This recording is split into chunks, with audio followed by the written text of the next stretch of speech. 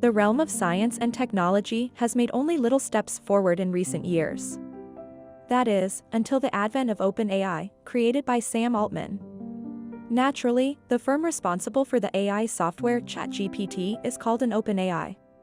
OpenAI is the company, of course, behind the artificial intelligence tool ChatGPT that has the potential to revolutionize how people work, shop, and interact. The professional Dota 2 player Dendi was playing a 1v1 match at the time their bot bit him. There has been nothing but improvement in technology ever since. The OpenAI dexterous robot was the next topic I wrote about. Many years later, the firm released its internationally acclaimed AI generator, which was quickly followed by the release of their text generator, ChatGPT. We've spent a lot of time discussing ChatGPT and the like, but Sam Altman, the guy at the forefront of the AI revolution, gets far less attention. Those in the tech industry who are paying attention view him as either a villain or the savior of mankind. Today, we'll investigate Altman's background, personality, and reasons for establishing the organization. Welcome to Financial Fortune, your go-to channel for insightful analysis and expert perspectives on the world of finance. In today's fascinating video, we turn our attention to Sam Altman, the influential figure at the helm of ChatGPT. Join us as we dive into the life and achievements of Sam Altman, exploring his role in shaping the landscape of artificial intelligence and the future of conversational technologies. Get ready to uncover the story behind the man in charge of ChatGPT. This is Financial Fortune. Early years. Sam Altman entered the world on April 22, 1985, in Chicago. He always had a deep interest in science and technology and was a natural explorer. His first computer was a Macintosh SE, and he was just 8 years old. The computer opened up the world to him. He will soon learn about online chit-chat. For his formative years, it was a game changer. Although he was a bit of a smart aleck and nerd, he was also a really brave young man. He planned to tell his parents he was gay when he turned 16. He was enrolled at John Burroughs School, a prestigious preparatory institution in St. Louis at the time. His sexuality had been the subject of some bullying at school, and this had prompted him to question conventional wisdom and open his mind to new possibilities. His high school career culminated in his acceptance to Stanford University, where he is now majoring in computer science. However, he soon began working on a mobile app with 2 other students. We were living in the pre-Facebook and pre-Twitter age. Everyone wanted to know where everyone else was and what they were thinking, but nobody felt comfortable disclosing their location just yet. The film Looped revolved on this concept. Friends might track your whereabouts using this app. While this was an innovative and interesting concept in the early 2000s, it is now generally frowned upon due to security concerns. To provide some background, Looped was one of the first mobile applications that allowed users to share their location with other people. Google Maps wasn't updated with location sharing until 2017, long after the company's initial 2005 release. Twitter and Facebook had similar functionality by 2009 and 2010, respectively.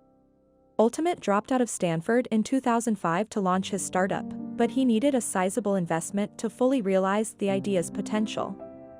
Fortunately, Y Combinator and Sequoia Capital invested in him. Keep Y Combinator in mind right now. We'll go into it in the following segment of the program, since it will play a significant role in Sam Altman's future. Altman worked non-stop throughout the summer of 2005. He was lobbying cell network providers to promote the app. There wasn't even a concept of an app store. Neither Apple nor Google offered something comparable. Smartphones resemble this, so keep it in mind. So, the only choice was to personally approach a cell service provider. As a result of his efforts, the app's value increased to $175 million. Despite the high price tag, many were uninterested in purchasing the software. We optimistically believed that location would be paramount, Altman would later add to the New Yorker quotation. The gloomy prediction that many would stay home and watch TV all day was spot on. He and the other founders sold the firm in 2012 for $43 million, and the quote ends there. After the sale, he ended his relationship with Looped co-founder and longtime partner Nick Sivo. A severe setback in his personal and professional life alike resulted from this. Despite the setback, he became well known. For the author, see Paul Graham. Keep in mind why. Among the numerous well-known firms that have received funding from Combinator are Reddit, Airbnb, Dropbox, Twitch, and even Sam Altman's forgotten Looped. Although Altman was unsuccessful in starting his first startup, he managed to catch the eye of Y Combinator co-founder Paul Graham. Y Combinator initially invested in 8 firms, and Looped was one of them. Sam's vitality and enterprising drive wowed Paul Graham. In 2011, Sam was asked to join Y Combinator as a part-time partner, and Altman accepted. He quickly became instrumental in developing essential aspects of the Y Combinator experience for founders.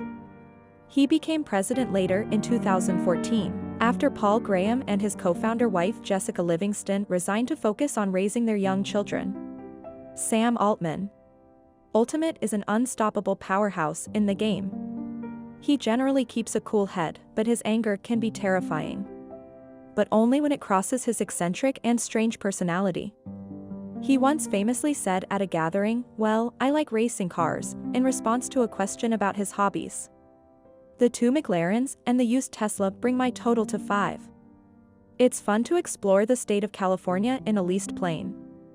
Also, a peculiar one.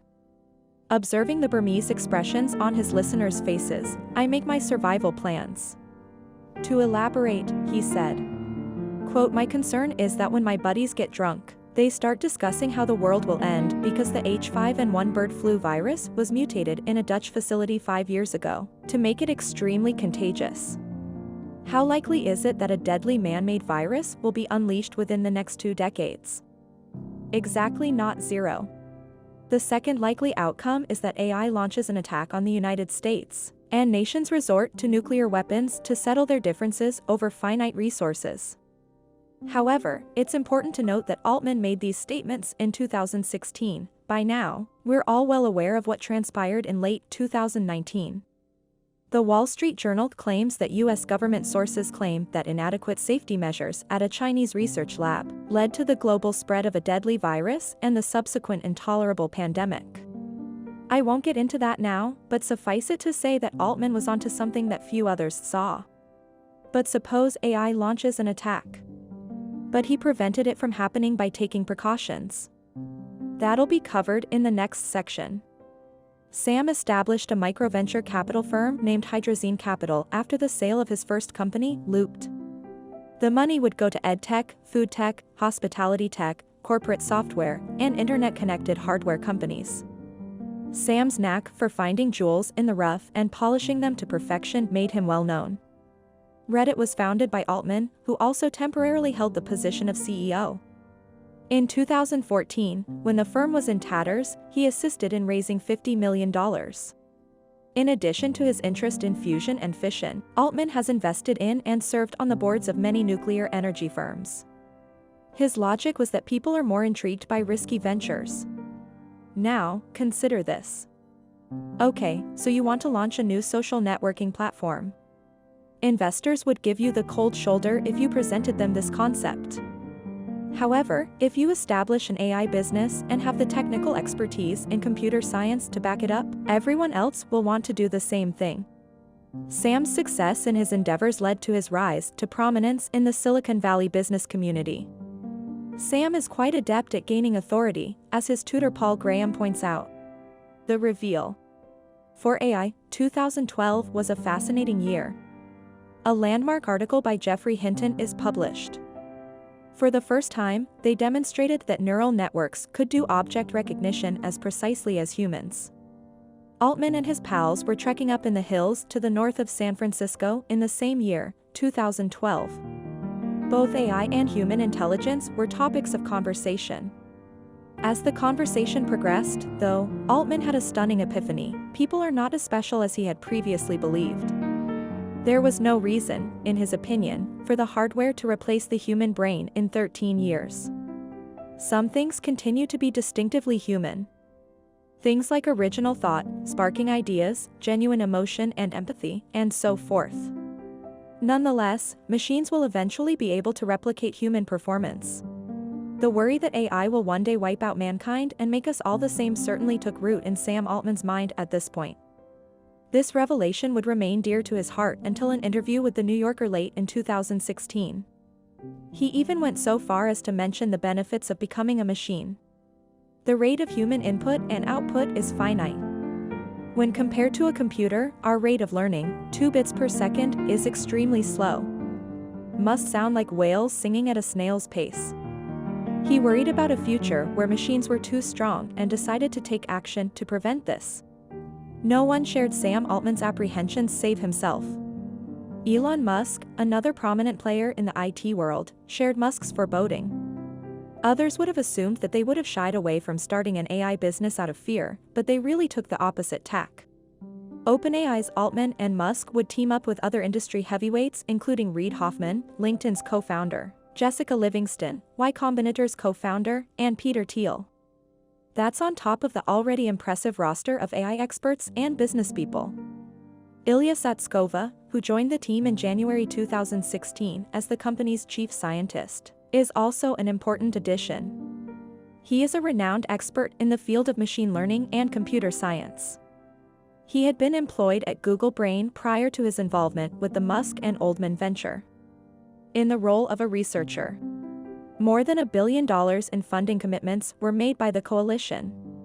OpenAI was so named because members committed to sharing their patents and research with the public and working freely with other organizations and academics. OpenAI was founded as a charitable organization with the goal of developing safe and useful artificial general intelligence (AGI) systems that are smarter than humans. They were especially worried about Google's DeepMind Technologies branch and its ambitions to dominate the artificial intelligence (AI) market. They believed that Google's DeepMind could spy on businesses everywhere and destroy their rivals. OpenAI, the nonprofit AI research business, launched with enthusiasm and high hopes.